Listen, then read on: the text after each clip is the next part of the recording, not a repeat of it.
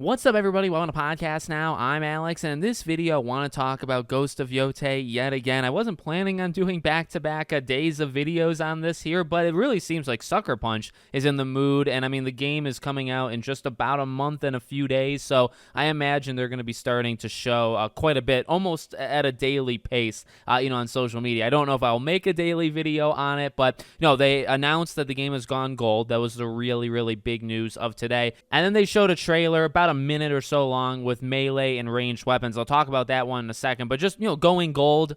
Look, I expected this game October 2nd. I would have been pretty disappointed if it was moved, but a game is never truly locked in until, part A goes gold, and then to be honest with you, it can still kind of move even after that. It's just highly, highly unlikely. And then obviously when the game comes out, officially the game is then out in our hands. So look, no, it is good news that the game is going gold. Again, 9 out of 10 times that means that the game is absolutely locked in.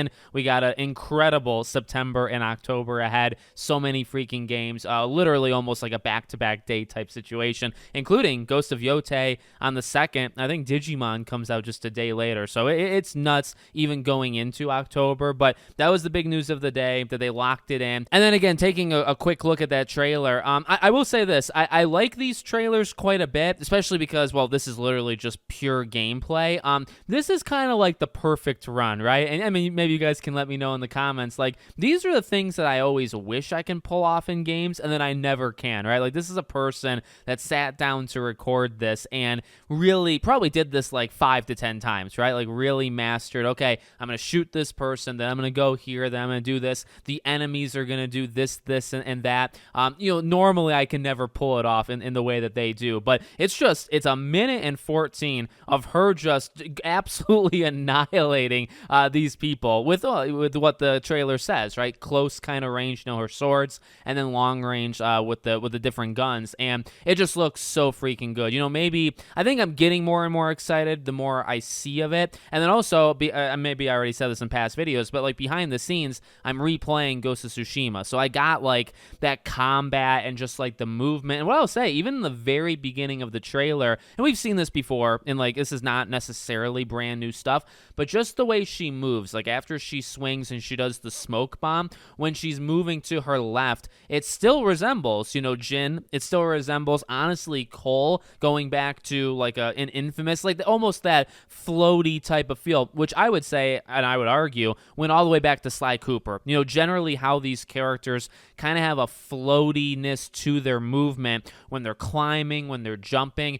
That goes back really to Sly. You can really see Infamous in it, and then it continued, with Ghost. So I don't know, that's just in my head, like playing through Ghost of Tsushima right now, just the way that it feels to move around, but it looks awesome. I think they're playing, when they're showing these gameplay things, I think they're playing with that excessive blood thing on, because I just remember, I think the State of Play, right, where they said, you could turn it on and off. You look at it on, and it's just like, that stuff, that red stuff, I won't say the word too many times for YouTube, it goes everywhere, and I think you can tell, when they're doing it, because it's like they're cutting off certain things of people and just watching it freaking gush out.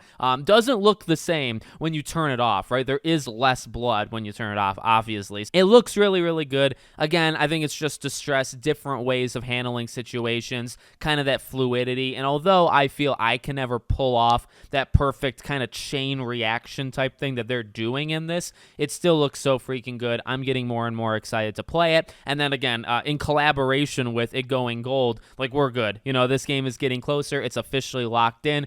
It's a good day for sure. So let me know what you guys think in the comments. Make sure, as always, you're subscribed to the channel, bell icon turned on, and I hope to see you all on the next one.